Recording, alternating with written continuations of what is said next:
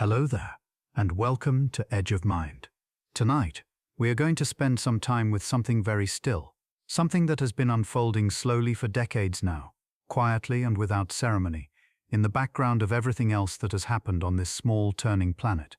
It is the story of what we have sent out into the dim between the stars, and what we are still patiently, without any real expectation, waiting to hear back. We begin in 1974, November the 16th, at the Arecibo Observatory in Puerto Rico. A group of scientists gathered around the largest radio telescope on Earth, a dish so wide it had been built into the hollow of a natural limestone sinkhole, stretching 300 meters across, aimed permanently at the sky. They had spent months preparing a message, not a long one. Just a sequence of ones and zeros, arranged so carefully that if you laid them out in the right pattern, they would form a picture, a simple diagram of who we are, where we live, what we are made of, and how many of us there are. It took 3 minutes to send, 3 minutes, and then it was gone, moving outward at the speed of light, heading toward a cluster of stars called Messier 13, which sits roughly 25,000 light-years away from the place where those scientists were standing. 25,000 light-years. The number sits quietly in the mind without quite landing.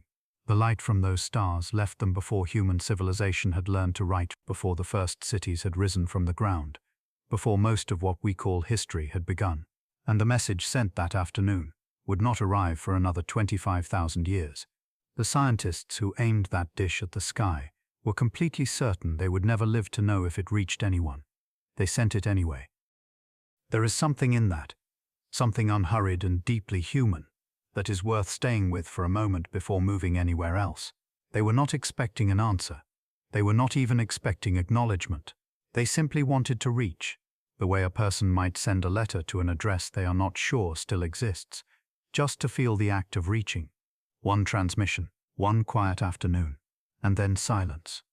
And before we go any further, I'd love to know where you are right now. What part of the world are you watching from tonight? Whether it's late where you are, or just getting quiet, drop it in the comments. It's always so lovely to see where these evenings find people.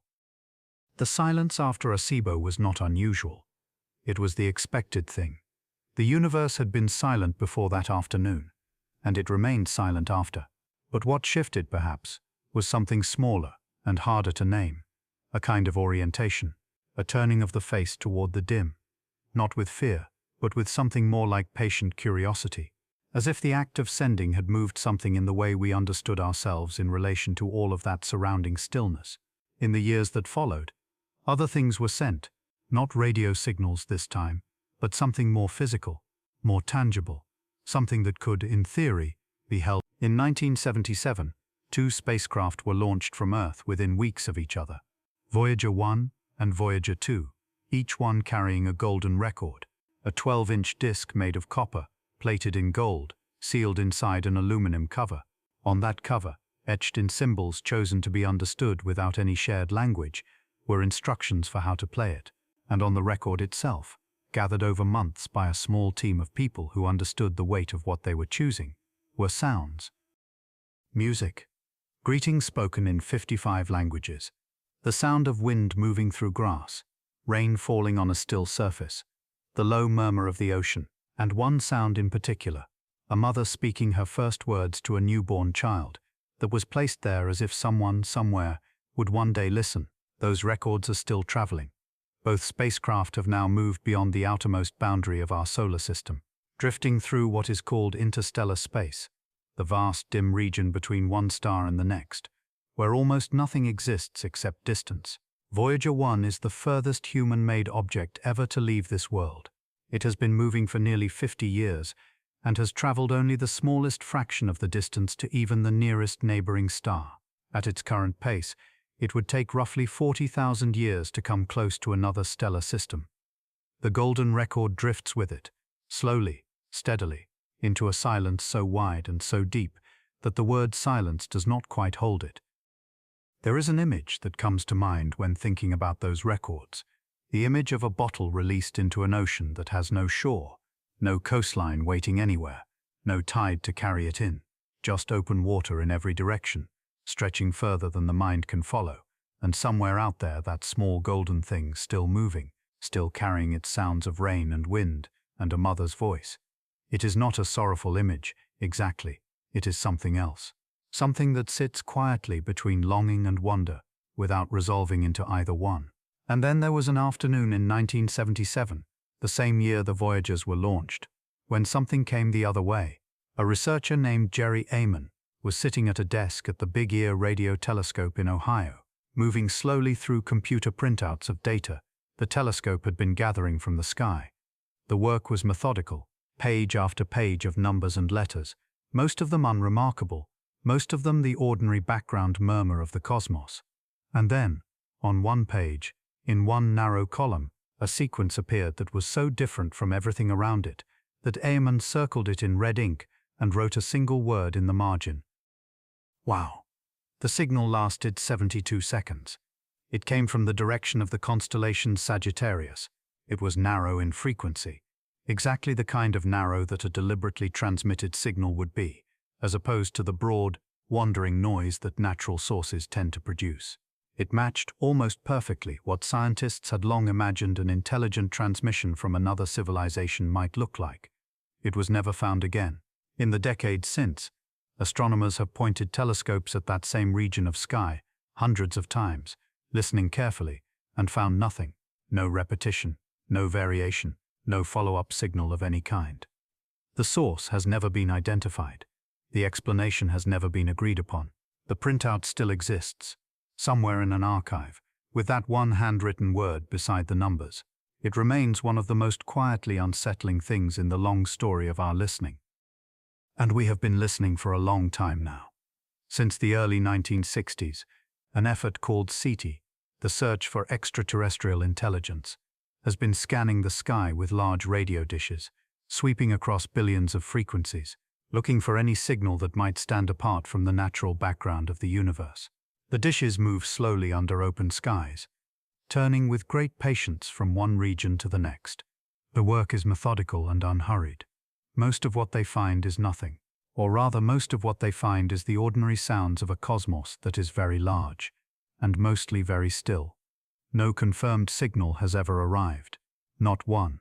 Decades of listening, and the sky has remained, in the way that matters most, quiet. There is a strange kind of comfort in that stillness, alongside the loneliness of it. The two feelings exist together without cancelling each other out. The universe is so enormous, and we are so small within it. And the fact that we are here at all, sitting on this particular planet, around this particular star, having learned to build dishes that can hear across light years, is itself something worth sitting with quietly. We are the universe listening to itself, and so far what it hears is mostly its own silence coming back. But the listening continues. The dishes keep turning, the records keep drifting, and somewhere in an archive in Ohio, that single circled word remains, waiting alongside everything else. There is something in all of this that feels less like science and more like an old, familiar human gesture. The gesture of reaching towards something you cannot see, across a distance you cannot cross. Because the reaching itself means something. Because to reach is to say, we are here, and we believe, however quietly, that we are not entirely alone in all of this. That belief has never been confirmed. But it has never quite been extinguished either, and in the long, slow story of our listening, that small, persistent warmth, that willingness to keep sending and keep waiting, may be one of the most quietly enduring things about us. In the next part of this evening, we will move a little closer to what those golden records actually carry. The sounds and images and greetings chosen so carefully, as if chosen for someone specific, someone who would one day hold that disc in their hands and hear for the first time the sound of an ocean on a world they had never seen. The golden record contains sounds, not many. The disc is small, after a fashion, and space is limited, but the ones chosen were gathered with great care, as if the people making those choices understood that each one would have to carry something larger than itself. Each sound would have to stand in for something that could not be fully explained, something that would have to be felt rather than understood. There is the sound of wind, not a particular wind, not a named storm or a famous gale, but simply wind moving across an open place, the way it has moved across this world for longer than anything alive has been here to hear it. There is rain, the particular sound of water falling from a height and meeting the ground, which is one of the oldest sounds on Earth and one of the most ordinary. There is surf, the slow, rhythmic movement of an ocean meeting a shore, pulling back, and meeting it again, a sound that has been repeating without interruption for millions of years. These were chosen not because they are rare, they were chosen because they are so common here, so woven into the texture of an ordinary day on this planet, that most people have stopped noticing them entirely, and yet they are the sounds of a living world. A world with weather, with water, with an atmosphere full enough to carry sound from one place to another. For something that had never heard any of them, they would be extraordinary. There are also voices. 55 languages are represented on the record, each one carrying a greeting. Some of the greetings are formal, the kind a diplomat might offer at a ceremony. Some are simple and warm, the kind a person might say to a neighbor passing on a quiet road. One of them is in Sumerian, an ancient language that no longer has any living native speakers, a language that has been silent for thousands of years, preserved now only in clay tablets, and in the careful work of scholars who have spent their lives learning to read it. That greeting, spoken into a microphone in 1977, now moves through interstellar space. It is the last voice of a civilization that dissolved long before most of the languages on that same disk were even born. Something about that is worth staying with for a moment. A voice from a world that no longer exists, still traveling, still moving outward through the stillness. There is also a child's voice, the son of one of the scientists involved in the project, a boy named Nick Sagan, who would grow up to become a writer, was recorded saying hello in English. He was 6 years old. His voice on the record is the voice of a child who had no way of understanding what was being asked of him, no way of knowing that his small, ordinary greeting would leave the solar system before he turned 30. It is there now, somewhere in the outer dim, still carrying that sound forward. And there is music. Many pieces from many places.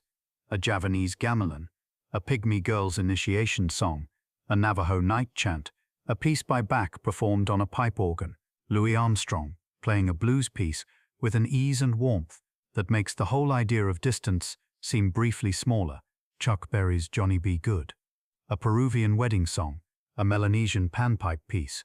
They are not organized by era or by geography in any way that implies a ranking. They simply exist together on the same disk, side by side, the way they exist in the world, as expressions of something that human beings have been doing for as long as there have been human beings, which is making sound into something more than sound. Carl Sagan, who led the effort to create the record, described the music as a gift, not a demonstration, not a proof of anything. A gift, the distinction mattered to him. A demonstration says, "Look what we can do." A gift says, "Here is something we love, and we are giving it to you because we hope you might love it too." The record was assembled in that spirit, not as a document of human capability, but as something more personal than that, something offered. There are images as well, encoded on the disk in a format that could, in theory, be read by anyone with enough patience and the right understanding of how the encoding works. Instructions for reading them are etched into the record's cover.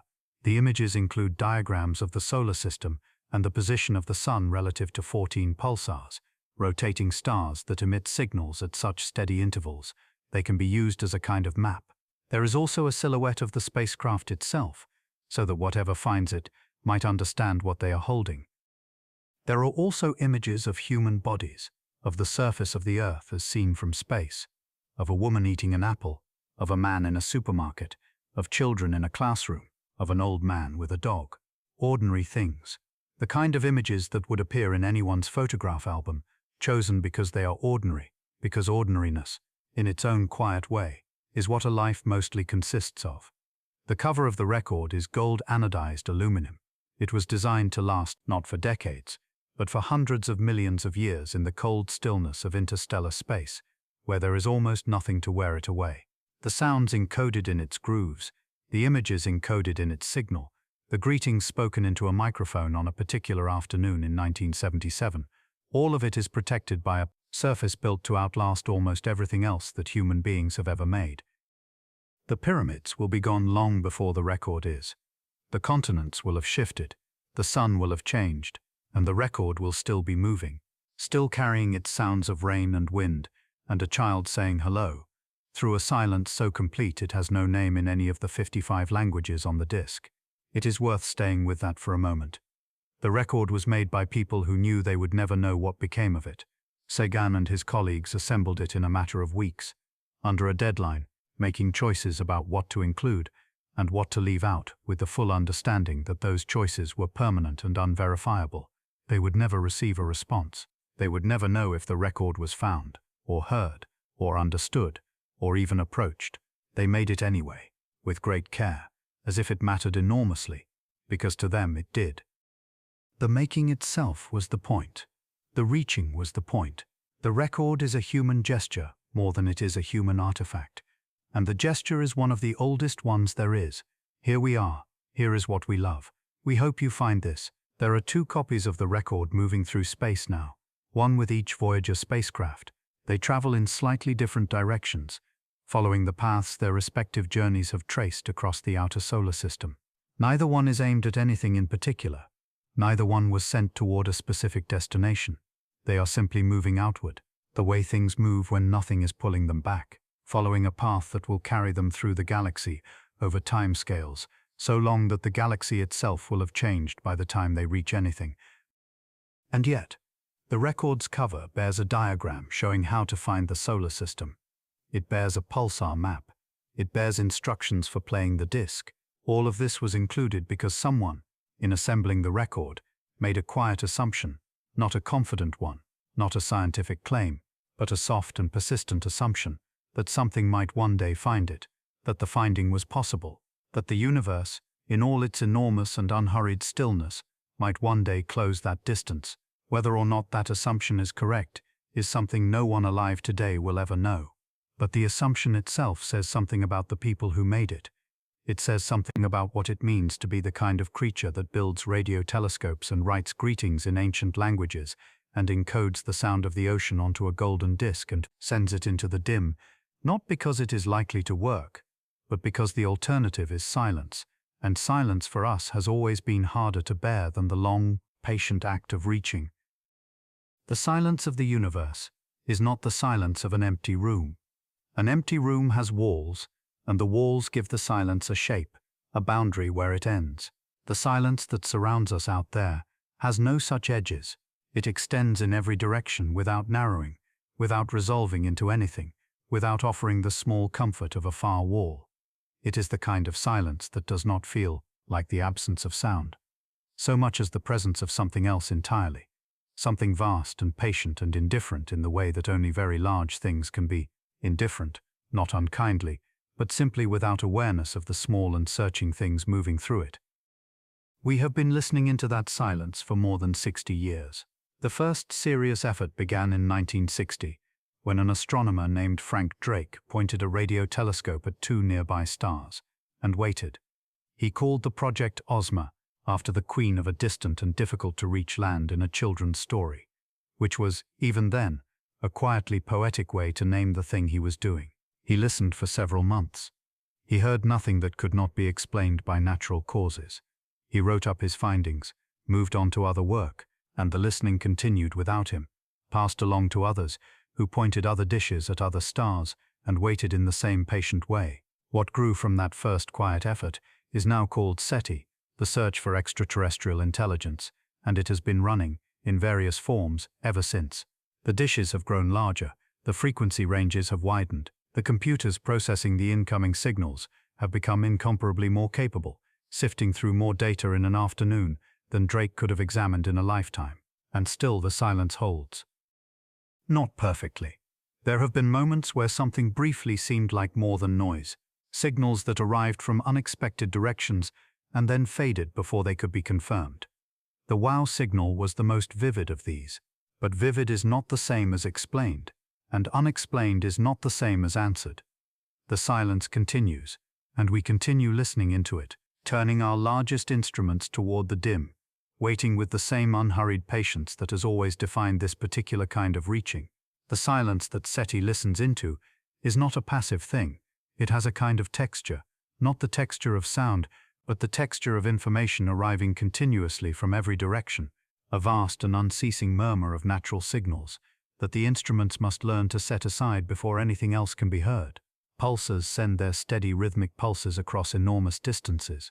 The faint warmth of the cosmic microwave background, that ancient remnant of the universe's earliest moments, lingers still, present everywhere and in everything.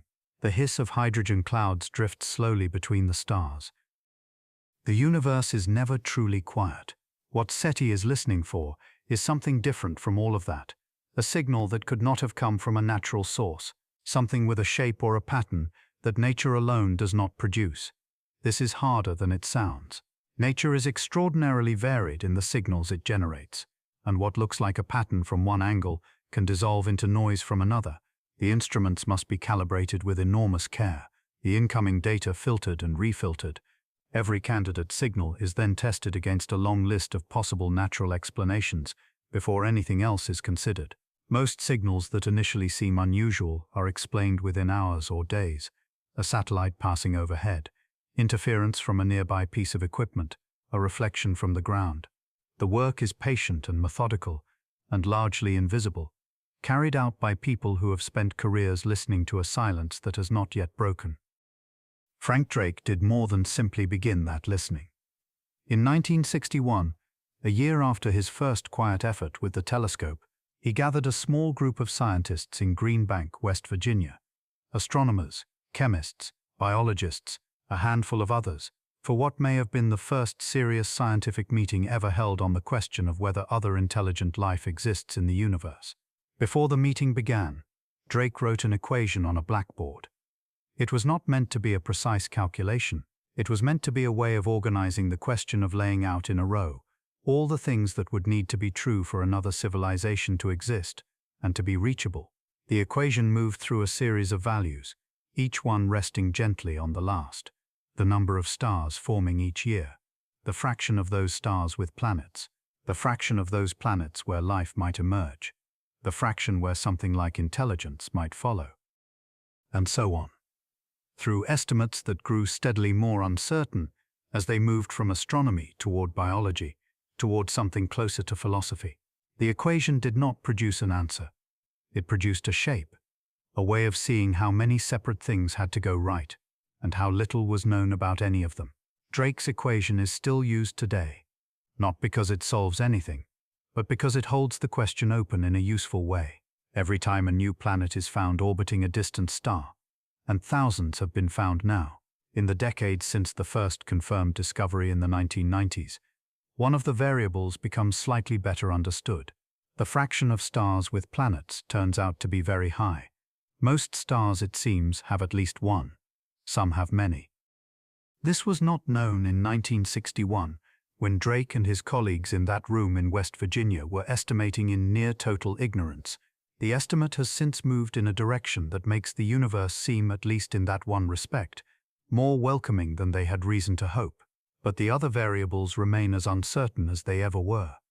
The fraction of planets where life begins, the fraction of living worlds where something eventually looks upward and wonders, the fraction of wandering creatures who survive long enough and find the means to send a signal outward into the dark. These are not questions that telescopes alone can answer, and they sit at the center of the silence, like stones at the bottom of still water, present, visible in a certain light, but unreachable from the surface. The dish at Arecibo, which sent the 1974 message toward the stars, also spent decades listening. It was for many years the largest single-aperture radio telescope ever built, a great curved bowl set into a natural hollow in the hills of Puerto Rico, 300 meters across, surrounded by the sounds of insects and wind, and the occasional distant rain. It could not move the way a smaller dish might. Instead it waited, and the slow rotation of the Earth carried different regions of sky across its fixed gaze, hour by hour, day by day. What it gathered was processed and studied, and largely set aside, signal after signal dissolving back into the background once examined closely. The dish stood for 57 years. In 2020, its cables began to fail one by one, until the structure could no longer hold itself, and it collapsed. The bowl now sits open to the sky, no longer listening, gathering only rain. Other instruments have taken up the work it left behind. The 500-meter aperture spherical telescope in China, known simply as FAST, is now the largest dish in the world. It is nearly twice the diameter of Arecibo, set into a similar natural hollow in a mountainous region of Guizhou province. It has been scanning the sky since 2016, and its sensitivity is such that it can find signals far fainter than anything Arecibo could have heard. It has found pulsars. It has found hydrogen. It has found the ordinary, extraordinary music of a universe going about its business without any apparent awareness of the small creatures listening from one of its minor planets. It continues to listen. There is something worth noticing in the way these instruments are built and named and described, the care that goes into them, the decades of effort, the enormous structures settled into the landscape as if to say, we are serious about this. We have committed resources and careers and the better part of human lifetimes to the act of listening. The seriousness itself is a kind of statement, directed not outward toward the stars, but inward toward ourselves. A reminder that the question being asked is one the species has decided matters enough to pursue, even without any guarantee of an answer. The frequencies being monitored have widened considerably over the decades. Early SETI efforts focused on a narrow band around 1420 MHz, the frequency at which neutral hydrogen emits radiation. This frequency was chosen because it is a fundamental feature of the universe that any technologically capable civilization would likely know about, a kind of common ground between species that might share nothing else. The thinking was that this frequency was a natural meeting place, a channel that any listening civilization would think to monitor, and any transmitting civilization would think to use. It was a reasonable assumption, and it still guides some of the work, but the range of frequencies being examined has grown steadily wider as computing power has increased, and newer approaches consider the possibility that an advanced civilization might not use radio waves at all, might instead use laser pulses, or some other medium not yet imagined. The search has also begun to move beyond the question of deliberate signals. Some researchers now look for what are called techno-signatures, indirect evidence of technology, the way a civilization might alter its environment in ways detectable across interstellar distances, a planet with an atmosphere that contains chemicals inconsistent with natural processes, a star whose light dims in patterns that do not match any known natural phenomenon. These are subtler signs than a directed radio transmission, and they require a different kind of attention, not the patient waiting for a signal, but the careful reading of light and chemistry for something that does not quite fit. None of these approaches has yet produced a confirmed result. The silence, examined from every angle now available, has not broken, and yet the listening continues, unhurried and steady, the way something continues when the people doing it have made a quiet peace with the possibility that the answer may not come in their lifetimes, or in the lifetimes of anyone they will ever know. What keeps them at it is not certainty. It is something closer to the feeling that the question itself is worth the asking, that a universe examined carefully is more interesting than one left unexamined, even if the examination yields nothing but a deeper understanding of the silence, and that the silence, however long it lasts, is not the same as an answer. There is a particular kind of patience that belongs to this work, not the patience of waiting for a bus or waiting for news, but something quieter and more open than either of those. It is the patience of someone who has made a kind of peace with the waiting itself and found a way to be at ease inside it. The researchers who spend their careers in this field are not, for the most part, people who believe a signal is near. They are people who believe the listening matters regardless, and who have made their lives inside that belief, the way someone makes a life inside a long and unresolved question. They find more sustaining than any answer could be. The golden record drifts on, somewhere beyond the outermost edge of the solar system's influence, in a region where the sun's light has faded to something barely distinguishable from the general dim of interstellar space. Voyager 1 is now further from Earth than any human-made object has ever been, moving outward at roughly 17 kilometers every second, steadily, without slowing, following the momentum it was given decades ago. No one is steering it. No one is waiting for it to arrive anywhere in particular. It simply moves, carrying its cargo of sounds and greetings and music into a stillness, so complete and so vast that the word stillness does not quite hold it. The record itself will likely outlast every structure humanity has ever built. The gold-plated copper is estimated to remain largely whole for 1 billion years or more in the cold and stillness of interstellar space, where there is almost nothing to wear it away. The sounds encoded in its grooves, the wind, the rain, the mother's voice, the music of Johann Sebastian Bach, are preserved there in a form that requires no power, no maintenance, no one watching over them. They simply remain, carried forward by the momentum of a small machine launched in 1977, moving through a silence so deep and so old that the sounds themselves seem, from here, like something almost tender. And somewhere between that drifting record and the enormous dishes still turning slowly under open skies, the question remains, not urgent, not afraid, but present and unhurried, the way a question remains when the people asking it have learned to carry it gently.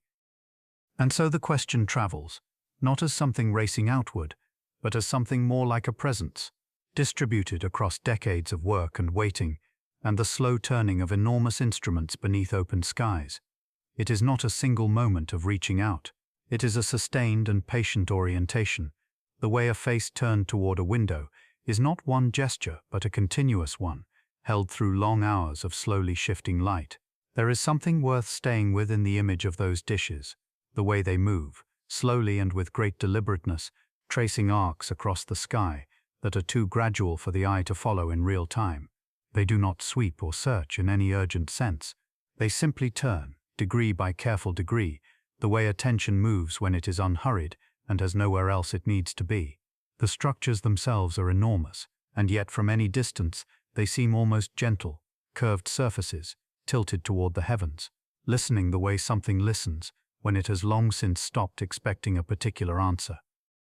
The frequencies gathered by those dishes are converted into data, and the data flows into systems that process it continuously, sorting through the vast and mostly featureless noise of the universe for anything that might carry a different quality. Most of what is found is natural. Pulsars are the remnants of collapsed stars, and they emit signals with a regularity so precise that early researchers briefly wondered whether they might be artificial. The first pulsar ever noted was recorded in a log with the designation LGM1, which stood for Little Green Men. Not because anyone seriously believed that, but because the signal was so orderly and so metronomic that the natural explanation seemed almost too convenient. The name did not last. The explanation held, but the moment of wondering, however brief, is worth remembering. A reminder that the universe does produce things that look at first like they might be something else. The researchers doing this work are not removed from that feeling, the small involuntary lift that comes when something does not immediately resolve into a known pattern.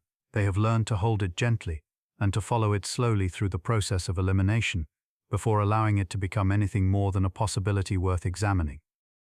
The wow signal arrived in that way, not as something announced, but as something noticed, quietly in the aftermath. It was a graduate student named Jerry Amon who first saw it in the printout, days after the signal had already passed through the telescope and been recorded. He was reviewing the data by hand, column by column, and something in one narrow stretch of numbers stood out so plainly from everything around it that he reached for a pen and wrote a single word in the margin. The signal had lasted 72 seconds, the full duration of the telescope's observing window, as the Earth's rotation carried the source across the field of view. It came from the direction of a star system in the constellation Sagittarius. It has not been heard since. What made it so notable was not simply its strength, though it was considerable, 30 times louder than the background noise of space, which is itself a meaningful threshold. It was the shape of the signal. It rose and fell in exactly the pattern that would be expected from a point source moving through a radio telescope's field of view, as the Earth rotates. A smooth curve, climbing to a peak and then descending again, the precise mathematical signature of something fixed in space rather than something local or nearby. It fit so well that the fitting itself became part of the strangeness. It was as if the signal had been formed to pass every preliminary measure and then simply withdrawn. Decades of follow-up observations have returned nothing from that region of the sky. Various explanations have been offered over the years: a comet, a satellite, an unusual natural phenomenon, and none has been fully accepted. The signal remains in the archive, unrepeated and unexplained, carrying that single handwritten word beside it, like a question that was never converted into a sentence. There are other anomalies in the long record of these observations, moments when something briefly did not fit, when the data produced a small and temporary strangeness before resolving or failing to resolve into uncertainty. None has risen to the level of the wow signal in terms of how cleanly it matched what a transmission from another civilization might look like. But they exist, scattered through the decades, and the researchers who noted them did not set them aside. They are held in the archive alongside the ordinary noise, in case something in the future, a new instrument, a new method of analysis, a new frequency, sheds a different light on what they were. The archive itself is a kind of monument, though not the kind that announces itself.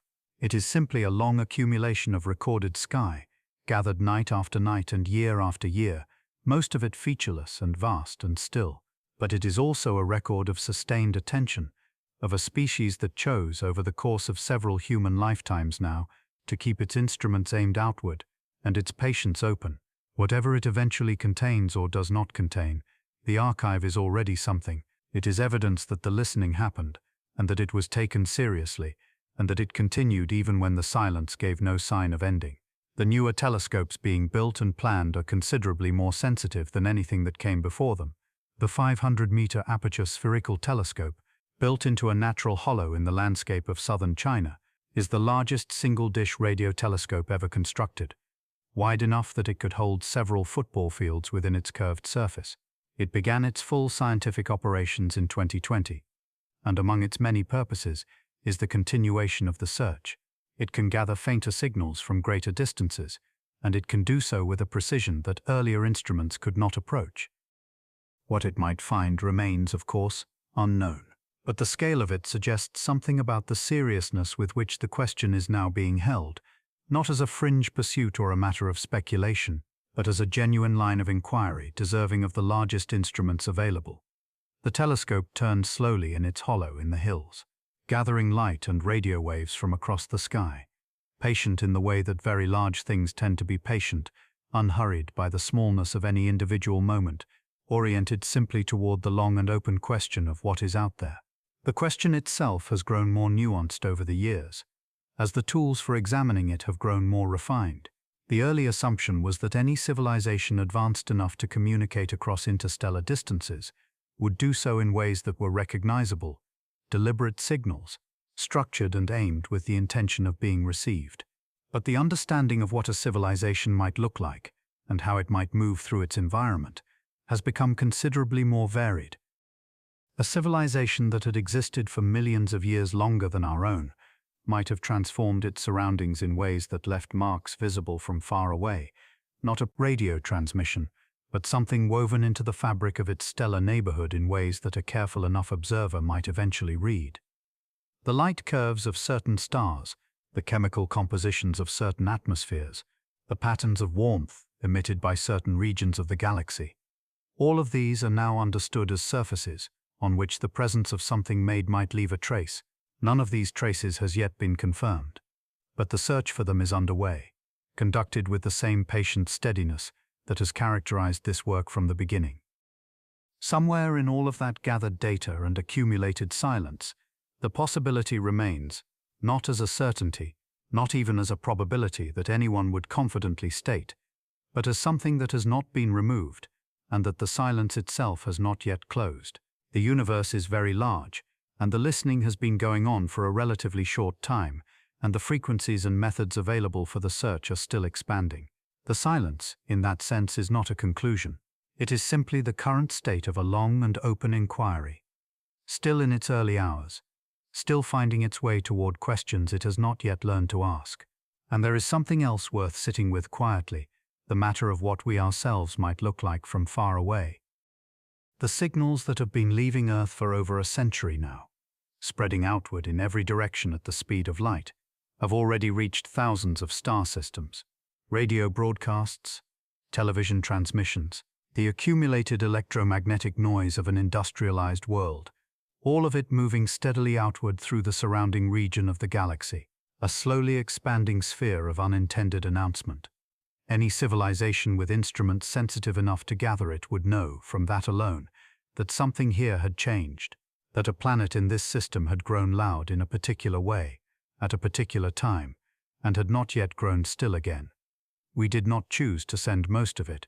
It simply left, the way warmth leaves a window on a cold evening, not aimed, not shaped for any receiver, but real and measurable and traveling all the same.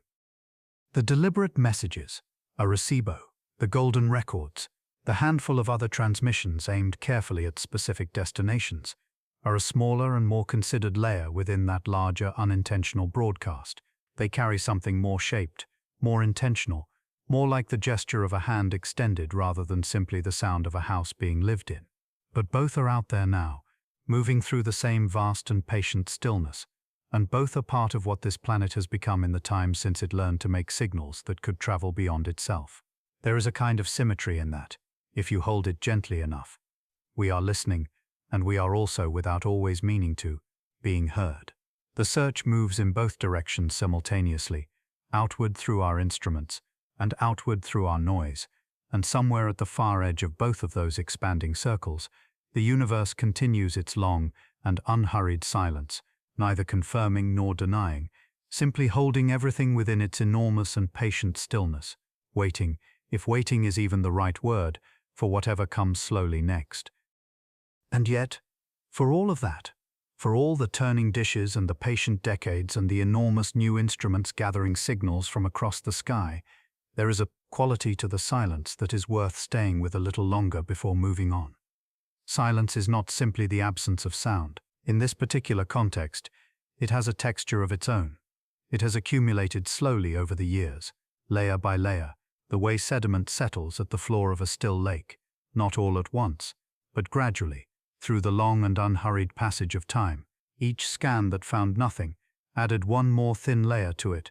Each frequency swept clean and set aside contributed something to its depth. And yet the silence has never felt, to the people doing this work, like an ending. It has felt more like a room that has not yet been fully entered. Part of what gives it that quality is the sheer scale of what remains unexamined. The observable universe contains somewhere in the range of 2 trillion galaxies. Each one holds hundreds of billions of stars. And the portion of that vast and luminous expanse that has been meaningfully surveyed for signs of something made is, by any honest measure, extraordinarily small. The search has been thorough within its chosen boundaries.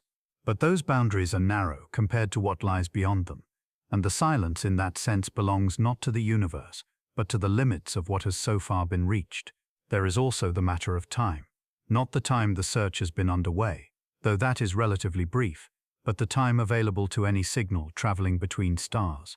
A transmission sent from a civilization 1,000 light-years away would take 1,000 years to arrive. A civilization that flourished and grew still before our instruments were built would leave no trace in our receivers, no matter how carefully those receivers were aimed. The timing would simply have been wrong, the way 2 travelers might cross the same empty road at different hours and never know the other had passed. The silence does not rule out the possibility that something was there. It only confirms that whatever was there did not reach us at this particular moment in our particular history. This is one of the stranger aspects of the search, the way it is woven through with time, in ways that go beyond the ordinary.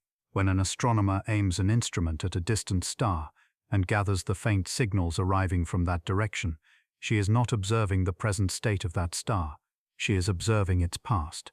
The further the source, the deeper into the past the observation reaches. A signal from 1,000 light-years away carries something of what was happening there 1,000 years ago. A signal from 10,000 light-years away is older still. A kind of message from a time so remote it predates much of recorded human history. The search for other voices is, in this way, also a slow and careful reading of what the universe was doing long before anyone here was listening.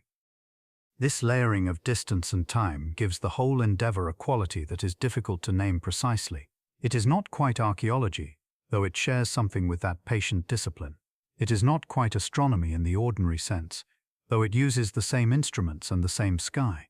It is something closer to correspondence, the attempt to read letters whose authors may have written them centuries or millennia ago, not knowing whether any reader would ever exist, sending them outward into the dim on the quiet possibility that someone, somewhere, might one day hold them up to the light.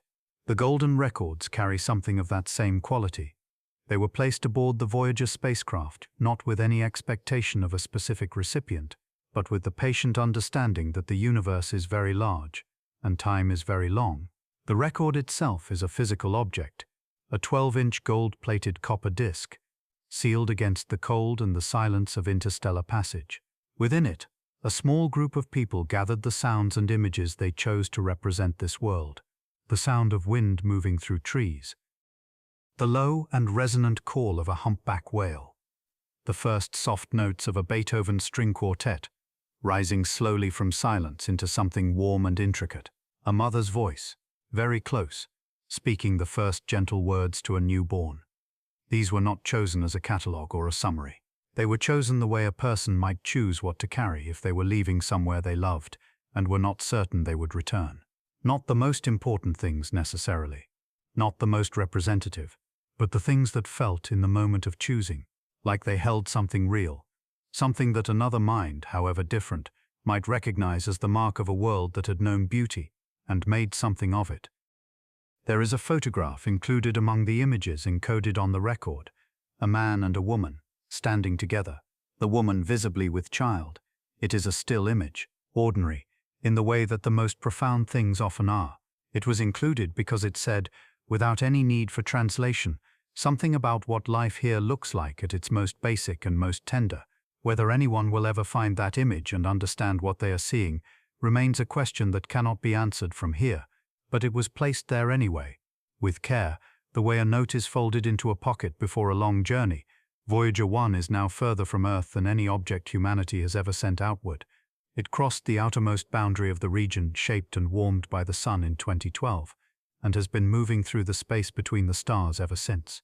The golden record travels with it, unchanged, sealed in its aluminum case, carrying its sounds and images through the cold and the dim at roughly 17 kilometers per second. At that pace, it would take somewhere near 40,000 years to reach the nearest star system, and the nearest star system is not its destination. It has no destination. It is simply moving, steadily and without hurry, through the long and open space between one thing and the next. There is something in that image worth staying with a while. The record moving through the dim, carrying the sound of rain and the sound of a mother's voice, passing through a region of space that no human eye will ever see, in a silence so full and so encompassing that the word silence barely contains it, and yet the record is there. The sounds are there encoded in the grooves of the disc, waiting with the patient stillness of something that has nothing to do but wait. The ocean is there, compressed into signal, traveling through a place where there is no ocean, no shore, no ear to receive it, and yet traveling all the same, as if the traveling itself were enough. The people who made these choices, who sat in rooms in the 1970s and listened to recordings and argued gently about what to include and what to leave behind, could not have known what the years since would bring.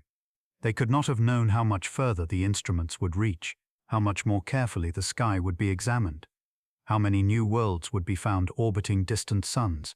They made their choices with what they had, and sent the record outward with the quiet seriousness of people who understood that the gesture mattered, even if the outcome remained entirely unknown.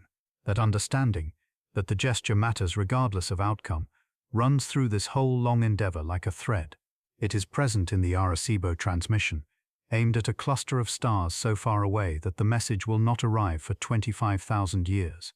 It is present in the radio dishes turning slowly under open skies, gathering frequencies one by one, finding nothing confirmed and continuing anyway.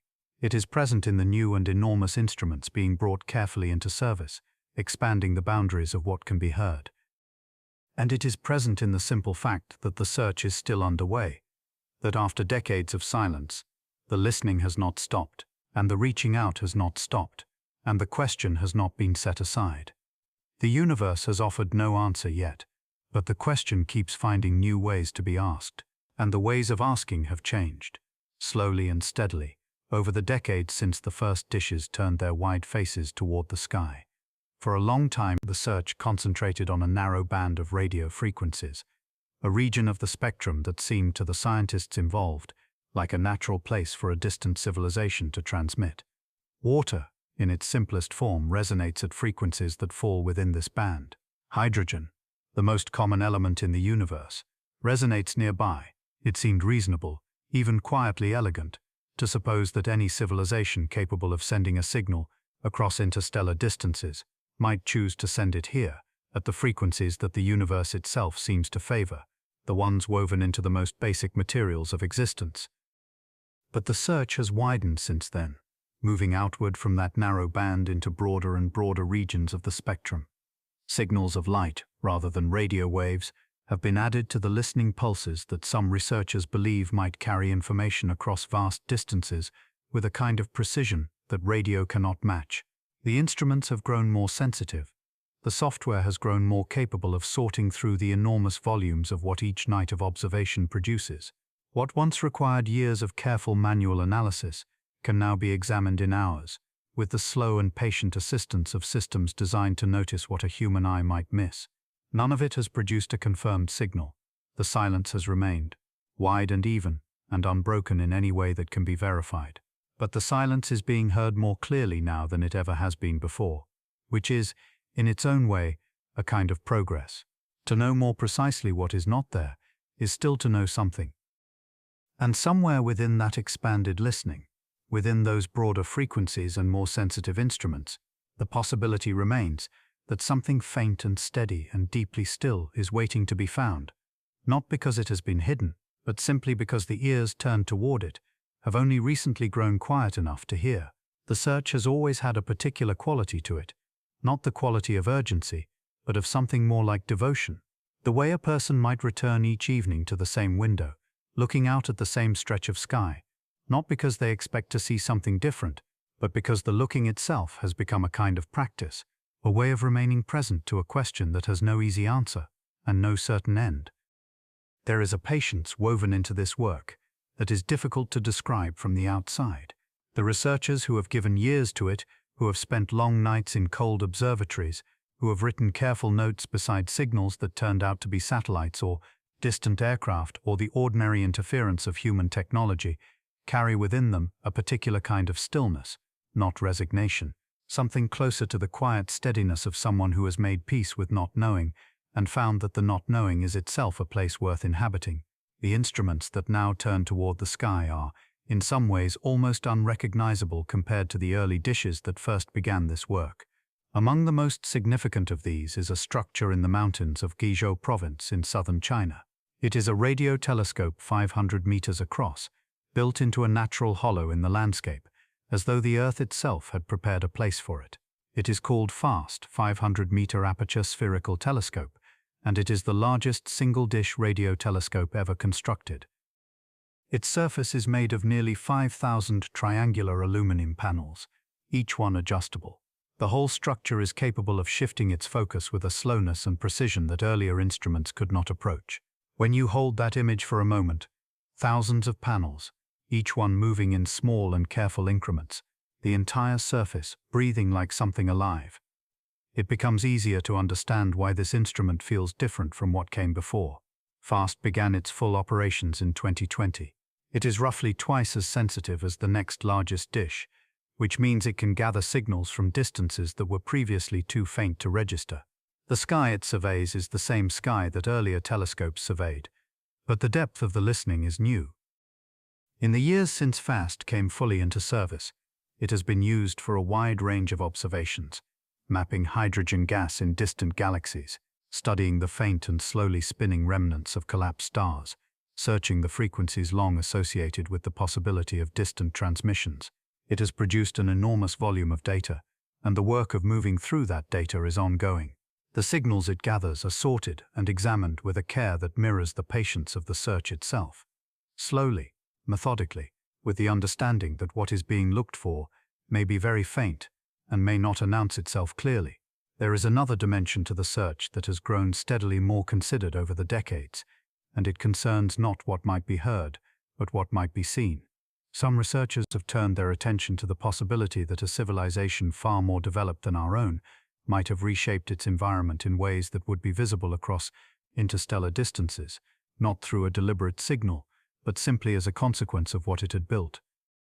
A structure large enough to gather most of the energy from a star would alter the way that star appears from a distance. Its light would be interrupted in ways that do not match the ordinary patterns of planets or dust or other natural phenomena. The star would dim unevenly, in ways that no known natural process fully accounts for. Astronomers have a name for this kind of hypothetical structure, a Dyson sphere, after the physicist Freeman Dyson, who first described the idea in a quiet and careful paper written in 1960. Dyson himself was not certain such things existed. He was simply noting that if they did, we might be able to find them, and that looking seemed like a reasonable thing to do. In 2015, a star roughly 1,400 light-years away drew the attention of astronomers in a way that felt, for a time, genuinely unresolved. The star is catalogued as KIC 8462852. It is sometimes called Tabby's star, after the astronomer Tabitha Boyer-Jayan, who first brought it to wider notice. It was dimming in ways that no available explanation could neatly account for. The dimming irregular, sometimes deep, sometimes shallow, following no clear pattern. Natural explanations were proposed and examined one by one. Clouds of cometary debris, unusual dust formations, the ordinary variations of a young star. None of them settled the question entirely, at least not at first. The possibility that the dimming might be caused by something constructed rather than something natural was raised carefully and just as carefully examined. Radio observations of the star found no transmission, no signal, nothing that matched the shape of deliberate communication. Over time, the evidence gathered toward a natural explanation, the dimming most likely caused by dust, unevenly distributed, moving across the face of the star in slow and irregular patterns. But the period of genuine uncertainty around Tabby's star left something behind. It showed how closely the search had become woven into the ordinary practice of astronomy, how a strange and unexplained observation could now, without any sense of strangeness, prompt the question of whether something made rather than something natural might be the cause. That willingness to ask the question openly without embarrassment represents a shift that has taken decades to arrive at. For much of the early history of the search, the subject carried a weight of skepticism that made careful researchers cautious about how publicly they engaged with it. Funding was difficult. The institutional support that other fields of astronomy could take for granted was often absent. The work continued largely through the dedication of individuals who believed the question was worth asking, regardless of what the broader scientific community thought of it. That has changed, gradually, and without any single turning point. The discovery of planets orbiting other stars, first confirmed in the 1990s, and now numbering in the thousands, shifted the conversation in a way that was difficult to ignore. For most of human history, the existence of other worlds was a matter of philosophical speculation. Now it is observation. The planets are there, documented and studied, some of them orbiting at distances from their stars, where liquid water might exist on their surfaces. The instruments designed to study these distant worlds are now capable of detecting the chemical signatures of gases that, on Earth, are produced by living things. Oxygen, methane, molecules that do not persist for long without something continuously generating them. Finding these signatures in the atmosphere of a distant world would not be proof of life, but it would be a kind of quiet signal, a reason to look more carefully, to listen more closely, to turn the larger instruments toward that particular point in the sky with a renewed and patient attention. None of this has happened yet. The atmospheres of distant worlds are being examined, and the results are preliminary, and the work is slow. But the tools now exist that did not exist a generation ago. The possibility of detecting something, not a deliberate transmission, not a golden record moving outward through the dim, but simply the faint chemical trace of something alive and breathing on a world very far away, has moved from the entirely theoretical into the realm of the practically achievable. And so the search has become, in a sense, two searches running alongside each other. One listens for deliberate signals, for the radio transmission, or the pulse of light that carries within it the unmistakable shape of intention. The other watches for the quieter evidence of existence itself, written not in greetings or mathematics, but in the ordinary chemistry of a world that is simply, without announcement, alive. Both searches are patient, both are ongoing. Both are conducted by people who have made a kind of peace with the possibility that the answer may not come in their lifetimes, or in the lifetimes of anyone now living, and who continue the work regardless, because the question is real, and the tools are real, and the universe is genuinely deeply, and perhaps not entirely emptily vast. The silence has not broken, but the listening has grown more careful, more wide, more attuned to the many forms that a signal might take, and the many forms that a living world might quietly, without meaning to, reveal itself. There is something worth staying with in that image.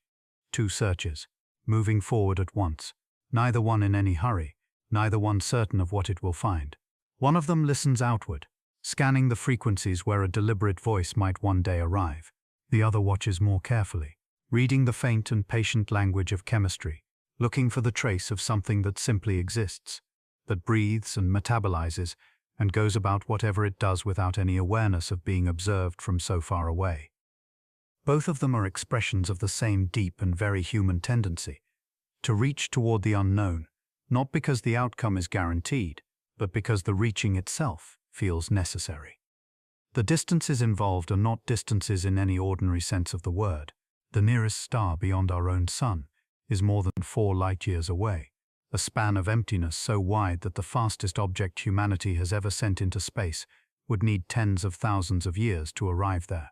The worlds being examined for atmospheric chemistry are hundreds of light-years distant, some of them further still.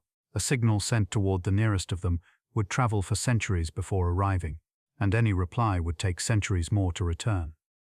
The people who might one day receive that reply have not yet been born. Their grandparents have not been born. The civilization that sends such a signal does so in the full knowledge that it is writing a message for a future it will never inhabit. And yet the signals are being sent. The dishes are turning. The data is being gathered and sorted and examined with quiet, unhurried care, season after season, year after year.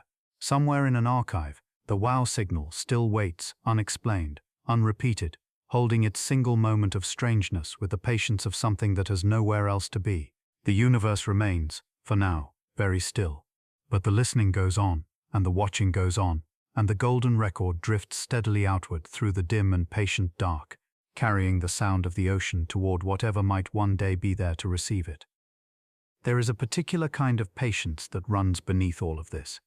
Not the patience of waiting for something expected, but the patience of waiting for something that may never arrive, and continuing the work regardless. It does not announce itself. It simply shows up, day after day, in the quiet turning of the instruments, in the careful sorting of the data, in the long and unhurried accumulation of seasons spent listening to a universe that offers very little back. There is something in that image worth sitting with for a moment. The dishes themselves, enormous and still against the open sky, their curved surfaces gathering whatever faint murmur the cosmos happens to send in their direction. They do not look like instruments of longing. They look more like something left behind, something waiting, and in a way, they are both. The scientists who tend these instruments have developed over time a particular relationship with absence, not with failure. Absence is not failure, not in this work, but with the specific texture of a silence that is not empty, exactly, but simply unanswered. The frequencies are full of noise. The universe hums and murmurs constantly with the ordinary sounds of physics, pulsars spinning, hydrogen drifting, the faint remnant warmth of the universe's earliest moments, still washing gently across everything. What the instruments are listening for is something different in kind, a pattern within the noise, a shape that could not have arrived by accident. Learning to hear the difference between the natural murmur of the cosmos and the deliberate shape of a signal is itself a kind of science, slow, careful, and deeply attentive. The researchers who do this work have spent years developing the tools and the instincts to tell one from the other, and still, after all of those years, the line between the two remains difficult to draw with any certainty. The wow signal sits at one end of that difficulty. A surge of radio energy arrived in 1977, lasting 72 seconds, carrying within it a shape that matched almost precisely what researchers had long said a signal from elsewhere might look like. It came from the direction of the constellation Sagittarius. It was strong, it was narrow in frequency, the way a deliberately focused transmission would be, rather than the broad scatter of natural sources. And then it was gone, and it never came again, and no one has ever been able to say with any confidence what it was. What followed was not resolution, but a long and patient re-examination. Researchers returned to that region of the sky again and again over the following decades, listening carefully, adjusting their instruments, widening and narrowing their searches, Nothing matching that original shape has ever been found there again. The signal remains in its archive, singular and unexplained, neither confirmed nor dismissed, occupying a strange and quiet place somewhere between the known and the unknown. There is a particular word for this kind of thing in the language of the search: a candidate. Something that has not been explained away, but has also not been confirmed. The history of the search is populated with candidates, most of them eventually resolved into natural phenomena, and a few still sitting unresolved in the files of various observatories, waiting for an instrument sensitive enough, or a moment of repetition that might finally say something more. The wow signal is the most enduring of these. It has been a candidate for nearly half a century now. What makes it linger in the imagination is not just its shape, but the circumstances of its discovery. It was found not in real time, but in a printout, a long scroll of numbers produced by a computer, reviewed by a researcher named Jerry Amon, several days after the data was gathered. He was going through the columns of figures, looking for anything unusual, when he saw a sequence that stood out from everything around it. He circled it, and in the margin beside it, he wrote a single word. That word has become one of the quiet landmarks of this whole long story. Not a word of certainty, not a declaration, but simply the natural response of a person encountering something they did not expect and could not immediately explain. A word that has outlasted every attempt to account for it. It still sits in the margin of that original printout, in ordinary ballpoint ink, beside a sequence of numbers that arrived from somewhere in the direction of Sagittarius on a summer evening in 1977, and has never been heard from since. The search has continued through all the years since then. The instruments have grown more sensitive, and the methods more refined, and the sky has been examined with a thoroughness that would have seemed extraordinary to the researchers who first began this work in the 1960s. New facilities have come online, some of them capable of monitoring enormous portions of the sky at once rather than one narrow slice at a time. The volume of data being gathered has grown so large that no group of human researchers could review it all by hand, and so the sorting is now done in part by software, systems trained to notice the kinds of patterns that might distinguish a deliberate transmission from the background murmur of the natural universe. There is something quietly unusual about that arrangement. The search for a signal from another intelligence is now conducted in part by something that is not quite intelligence, but is not quite not intelligence either. A system that has been taught to recognize patterns without fully understanding what it is looking for or why. The question of what a signal from another world might look like is being held, at least in part, by something that processes without wondering. Alongside all of this, the search has extended its reach into new territories. For most of its history, the listening was focused on radio frequencies, the part of the electromagnetic spectrum that travels well across interstellar distances and requires relatively modest energy to produce. But researchers have now been scanning for pulses of visible light as well, brief and precise flashes that might carry information across the vast and patient distances in a different form. The sky is being read in more than one language now, the instruments tuned to multiple registers at once, in case whatever is out there prefers a medium that was not anticipated when the search first began. None of this has produced a confirmed detection. The sky remains, in that particular sense, very still. But the methods have grown, and the coverage has grown, and the understanding of what to listen for has deepened in ways that make the current search genuinely different from what it was even 20 years ago. The silence is being heard more clearly than before. There is a kind of intimacy to this work that is easy to overlook when thinking about the enormous scales involved, the billions of stars, the thousands of frequencies, the decades of accumulated data. But the work itself is done by people sitting in rooms, reviewing numbers, writing software, calibrating instruments, making decisions about where to point the dishes next. People who eat lunch and go home in the evenings and come back the following morning to continue a search that may not resolve in their lifetimes. The vastness of the question does not diminish the smallness and the warmth of the people who hold it. Some of them have spent their entire professional lives on this. They began when the search was young, and the tools were modest, and they have watched the field grow, and the instruments multiply, and the data accumulate, and they have not yet heard what they are listening for. They continue anyway. There is something in that continuity, that long, unbroken thread of attention stretching from the early days of the search to the present, that feels like its own kind of message, sent not outward into the dim but inward, into the future, to whoever will carry this work forward next. The next generation of researchers is already here, already learning the methods, already sitting with the data, already developing their own patient relationship with the silence. The question passes from one set of hands to the next, unhurried, unresolved, carrying with it all the accumulated care of everyone who has held it before.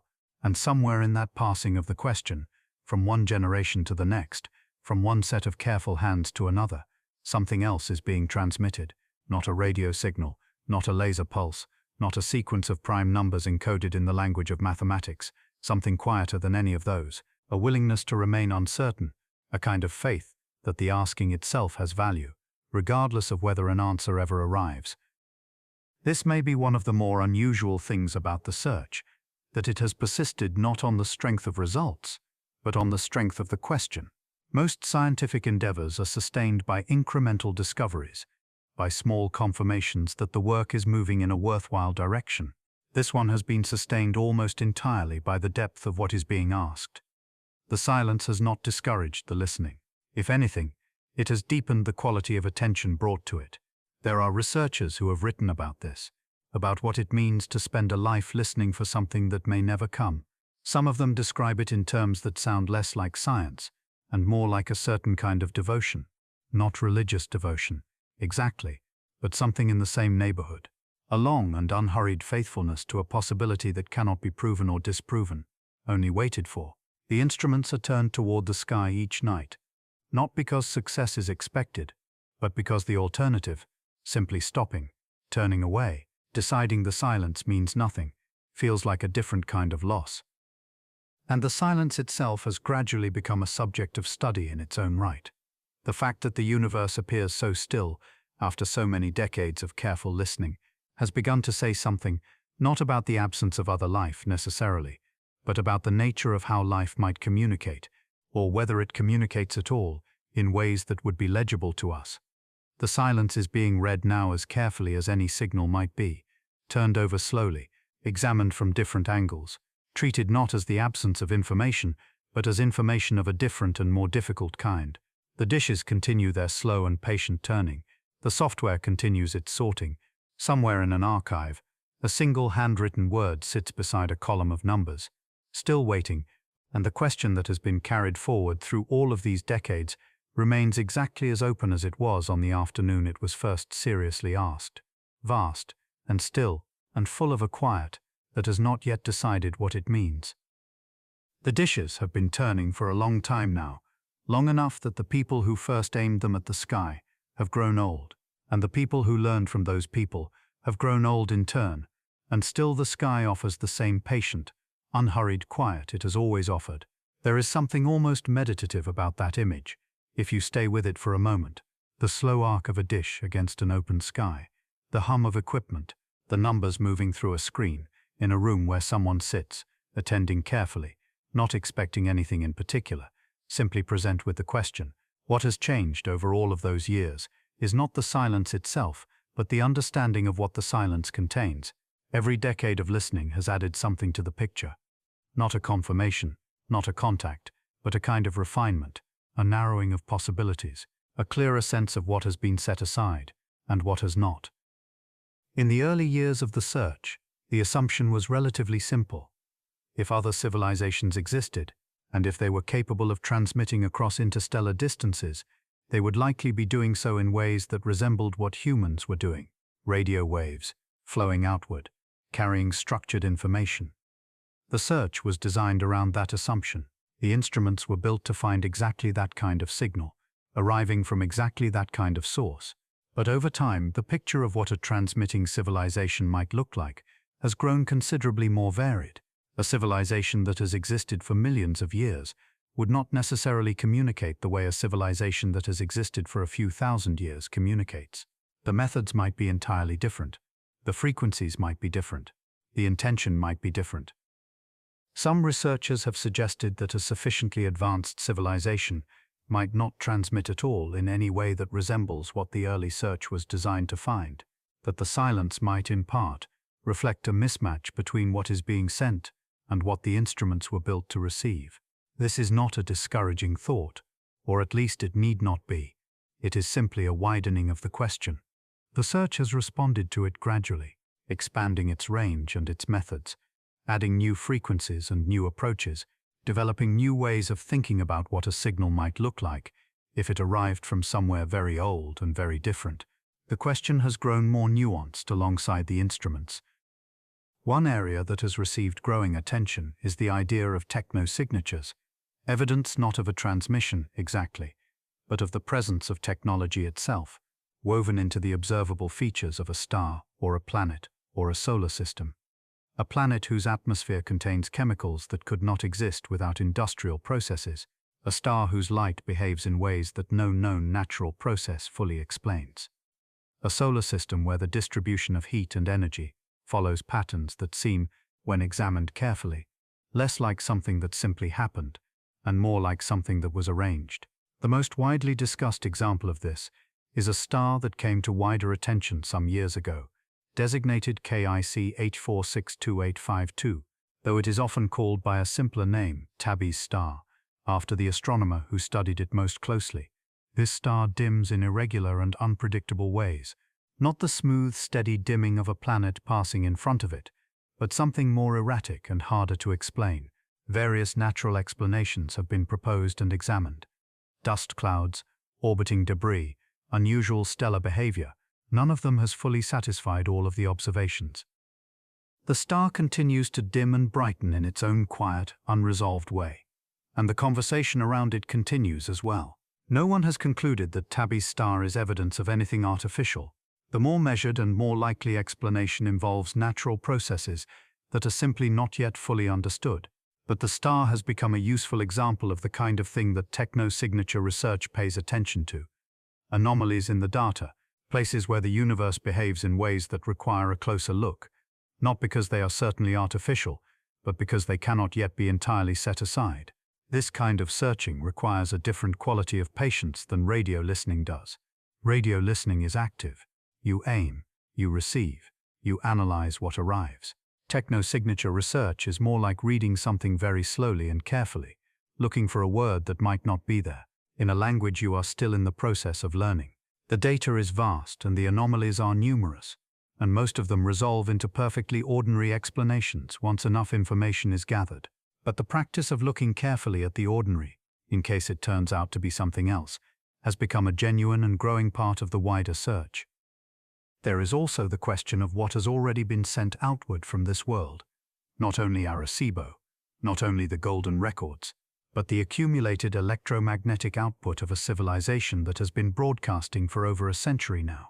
Radio waves, television signals, the enormous and growing murmur of a species communicating with itself across a planet. All of that has been expanding outward into space at the speed of light since the earliest transmissions were made. The oldest of those signals have now traveled more than 100 light-years from Earth, washing past thousands of stars in an ever-widening sphere of unintentional announcement. A civilization within that sphere, with instruments sensitive enough to notice it, would know that something here is producing structural electromagnetic radiation. They would not know much more than that. The signals are faint by the time they arrive anywhere, and the information within them would be difficult to interpret without considerable context. But the presence of something would be legible, in the way that a light visible through a window at a great distance is legible, not clear, not detailed, but present, undeniable. This means that the silence is not entirely symmetrical.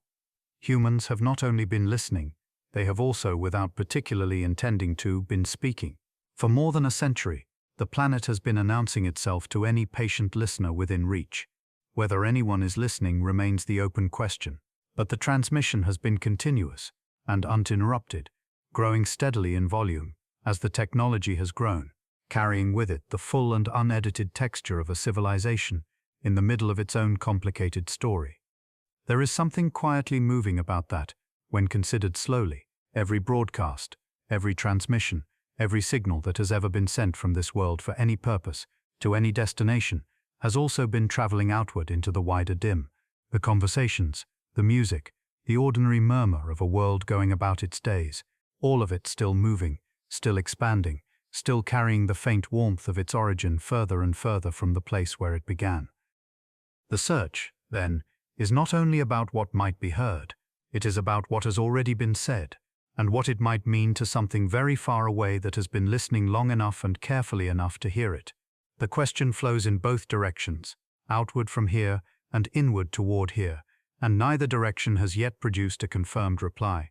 But the listening continues, the dishes turn, the data accumulates in rooms where people sit with their own quiet faithfulness, attending to a frequency that has not yet resolved into anything certain, and somewhere in the wider field of the search, new instruments are being designed, new methods are being developed, new ways of reading the sky are slowly taking shape, each one a small and patient extension of the original impulse, which was simply to reach and to listen, and to remain open to whatever the silence might eventually choose to offer. And within that openness, something has been shifting gradually, not in the signals themselves, but in the way the search is being thought about. For most of the history of listening, the assumption was relatively simple. If something is out there and wishes to be found, it will send a transmission in a form that can be recognized, a pattern in the noise, a sequence that could not have assembled itself by chance, something that arrives and announces itself clearly enough to be distinguished from everything the universe produces on its own. The search was built around that assumption, the instruments were designed with it in mind. But that assumption has been gently loosening over time, as the understanding of what technology can become has grown more nuanced and more strange. A civilization that has existed for 1,000,000 years, or 10 million, or a span of time so long that no familiar number quite holds it, would not necessarily communicate the way a younger civilization does. It might not communicate outward at all in ways that resemble anything humans would recognize as a signal. Its technology might be so deeply woven into its environment that the distinction between the natural and the artificial has long since dissolved. What it leaves behind might not look like a message. It might look like a feature of the landscape, or a pattern in the light of a star, or a silence that has a particular and unusual shape. This is one of the quieter and more unsettling possibilities that has come to sit beside the search in recent years. Not that no one is there, but that the evidence of presence might be something that requires an entirely different kind of attention to notice. The universe is very old. Whatever is in it has had a very long time to become something unrecognizable to a species that has only just begun to look. The search continues anyway, in the form it has, with the instruments it has, guided by the best understanding available at this particular moment in the long story of human curiosity. There is something deeply patient in that, in continuing to listen through the frequencies that are understood, while remaining quietly aware that the answer might eventually arrive through a frequency that has not yet been imagined. The dishes turn in their slow arcs beneath open skies. The data flows into storage and is examined by people who have given portions of their lives to a question that may not be answered in their lifetimes. And somewhere further out, past the reach of any current instrument, the golden records continue their long, unhurried drift through interstellar space, carrying the sound of wind and rain and a mother's voice, and the ocean, moving steadily outward into a silence so vast and so still that even the word silence seems too small to hold it. The reaching has not stopped. It simply continues, as it always has, in the direction of what cannot yet be seen. And yet, within all of that patient waiting, there are moments that arrive and linger in a different way. Moments that do not resolve into certainty, but that carry something warmer than simple absence. There is a particular kind of stillness that settles over the people who do this work. Not the stillness of having given up, but the stillness of someone who has learned to hold a question for a very long time, without needing it to answer itself on any particular morning.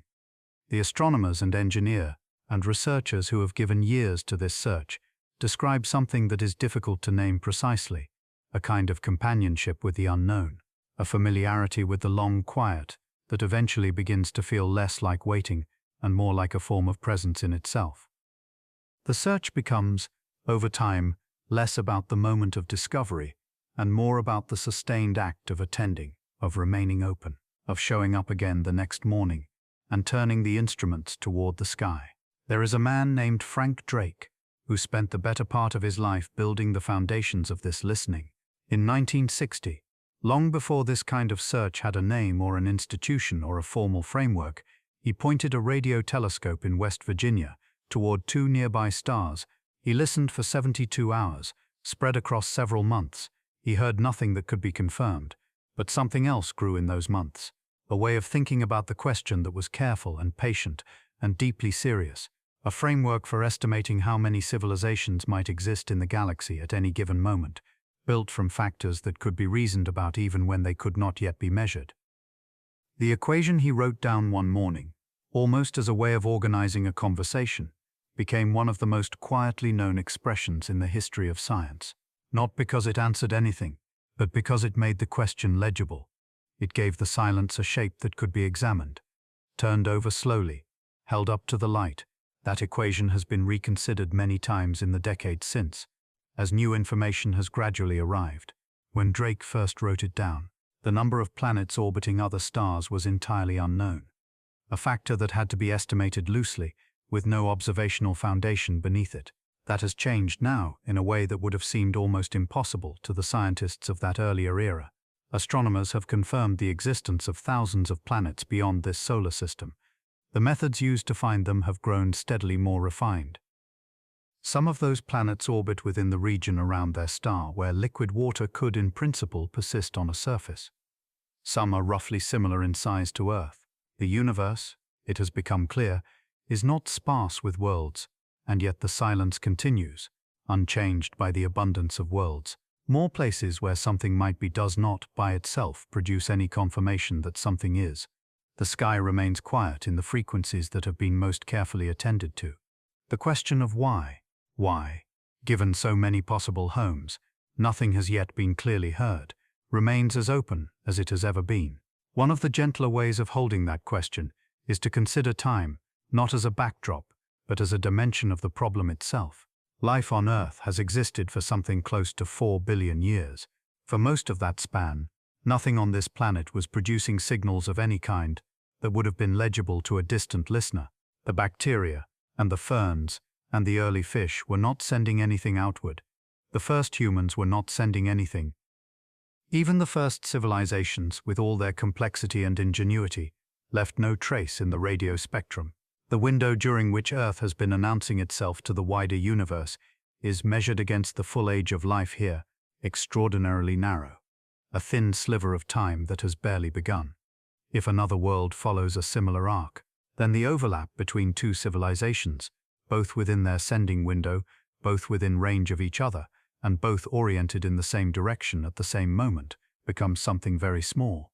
The silence may simply be a consequence of how vast the distances are, and how brief, in the scale of deep time, any particular window of transmission turns out to be. There is something almost tender in that possibility. Not absence, but timing.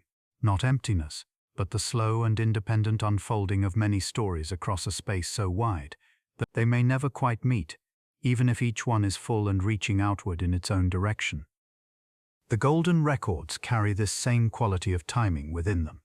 They were made at a specific moment, a moment in the late 1970s when a particular group of people sat together and tried to compress something of what it meant to be alive here into a form that could survive the long passage between stars. The sounds they chose were not chosen to be comprehensive, they were chosen to be true. The wind, the rain, the surf, greetings spoken in languages from every inhabited corner of the planet, music that ranged from a Bach partita to a Georgian choral piece, to a song recorded by a blind street musician in Mississippi, each one offered plainly, without interpretation, as a piece of the texture of being here.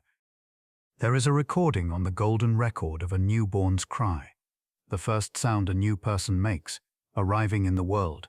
It sits there among the greetings and the music and the diagrams, and it carries something that no language could fully hold, the unornamented fact of a life beginning.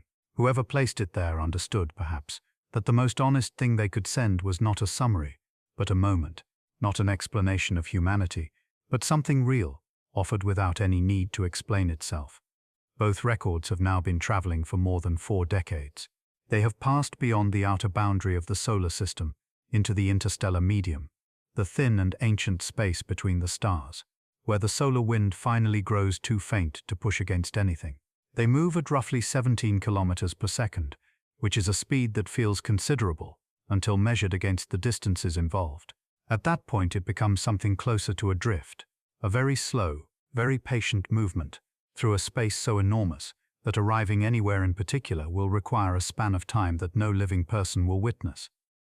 The nearest star to our own is more than 4 light-years away. At the pace of the Voyager probes, reaching it would take something in the range of 70,000 years, even if either probe were aimed in that direction. They are not. They are not aimed anywhere in particular.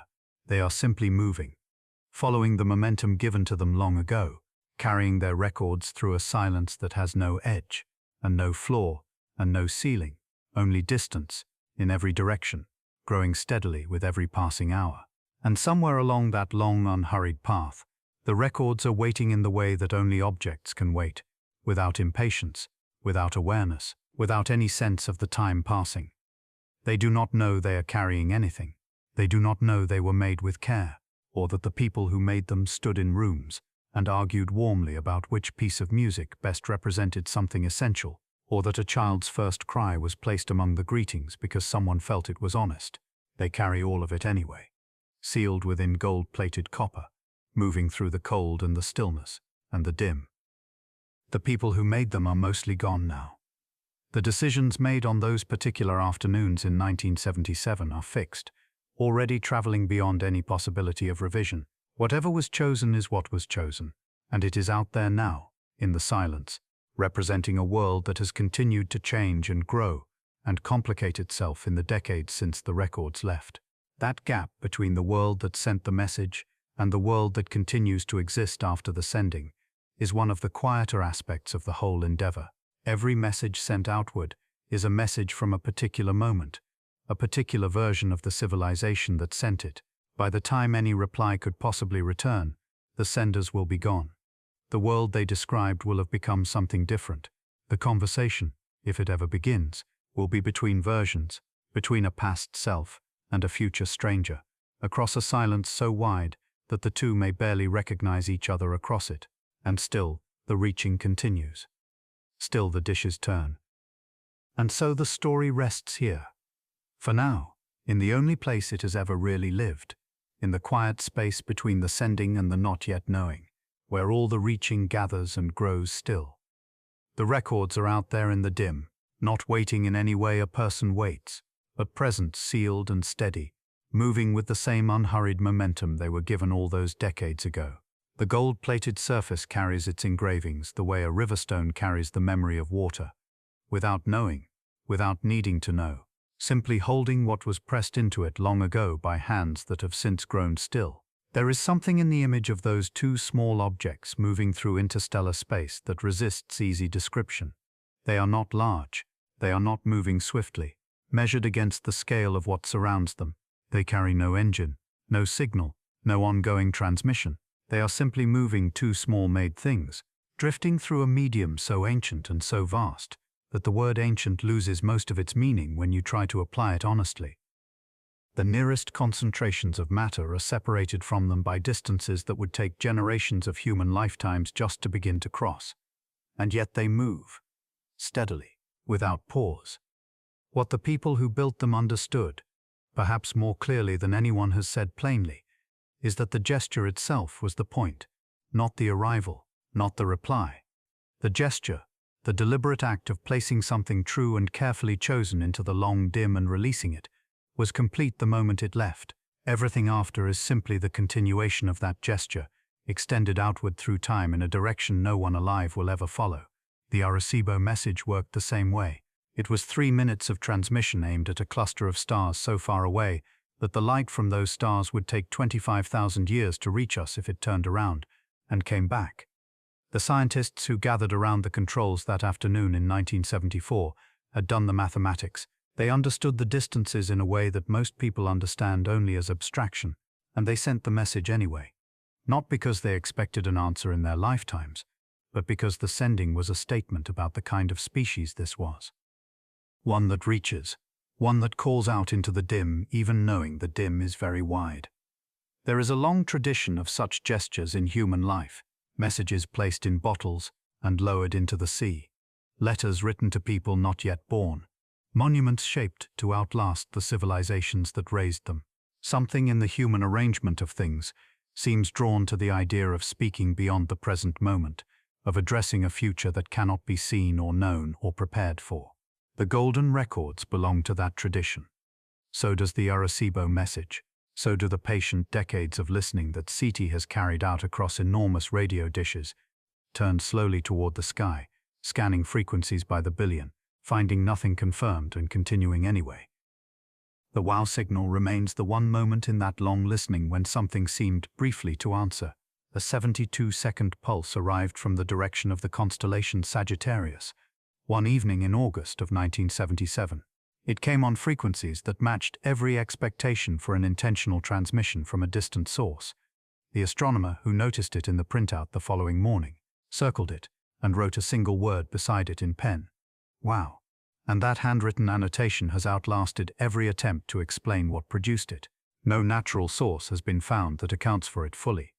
No repetition has ever been recorded from that region of the sky.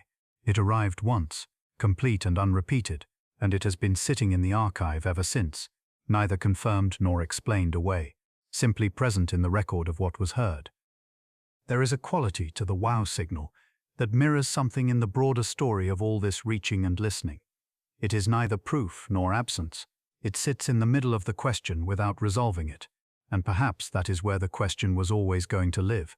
The universe is not arranged to provide clean answers on a human timescale. The distances are too great, the windows too narrow, the overlap between any two civilizations moving through their own particular arcs of development, too uncertain to guarantee coincidence. What the long silence offers instead is not an answer, but a kind of companionship, the slow, patient company of a question that has no deadline and no final form. The Fermi paradox, named for the physicist who raised it simply over lunch one afternoon, amounts to a single observation. The universe is old and large. The conditions for life appear in many places, and yet nothing has announced itself. No signal has been confirmed. No visitor has arrived.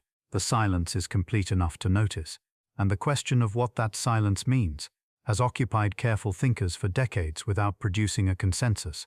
Some hold that life is rarer than the numbers suggest. Others hold that civilizations tend to grow quiet before they grow old enough to be heard across interstellar distances. Others still hold that the signals are there, and we have not yet learned how to hear them, that we are listening on the wrong frequencies, or in the wrong directions, or with instruments too small for the scale of what we are trying to find. All of these are possible. None has been ruled out. The honest position is simply to hold them all gently and continue listening. What remains, when all the speculation settles, is the human part of the story, and that part is not small. A species that has been looking up at the stars for as long as it has had eyes eventually built instruments sensitive enough to reach toward them. It encoded greetings in 55 languages into a form designed to survive the journey between stars. It aimed its largest antenna at a cluster of 300,000 distant suns and transmitted a message it knew would take 25,000 years to arrive. It built enormous dishes and turned them patiently toward the sky, and listened for decades, and found nothing confirmed, and kept listening. None of this was required. No survival instinct demands it. No immediate benefit follows from it. It is something closer to a disposition, a quality of attention that looks outward, not because it expects to be answered, but because looking outward is part of what this particular form of life does. The reaching is not separate from the being. It is woven into it. The golden records will continue their slow passage through the interstellar medium for longer than human civilization has yet existed. The copper beneath the gold plating will remain. The engravings will remain.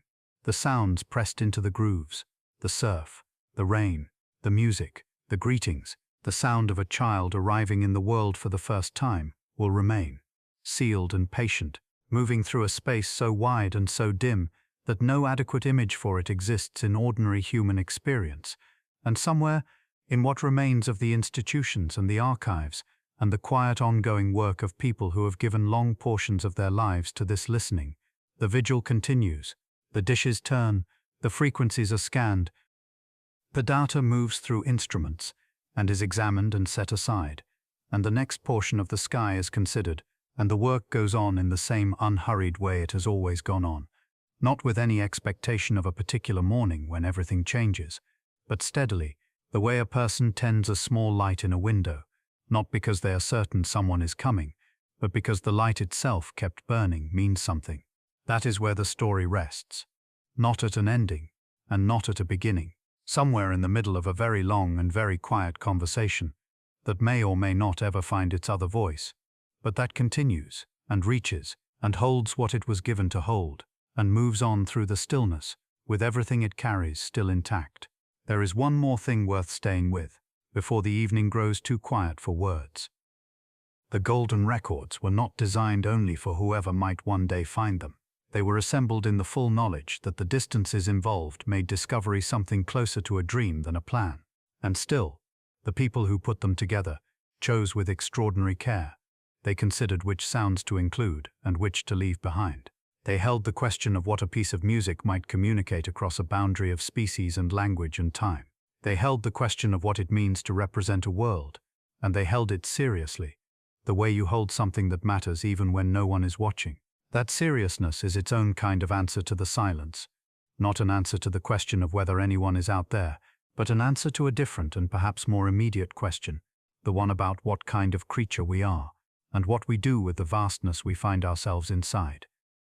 We are the kind that makes records, the kind that encodes the sound of a mother's voice and the long, low note of a cello, and sends them outward into the dim on the chance that something, somewhere, in some unimaginable future, might hear them and understand that something once lived here and found the world worth describing.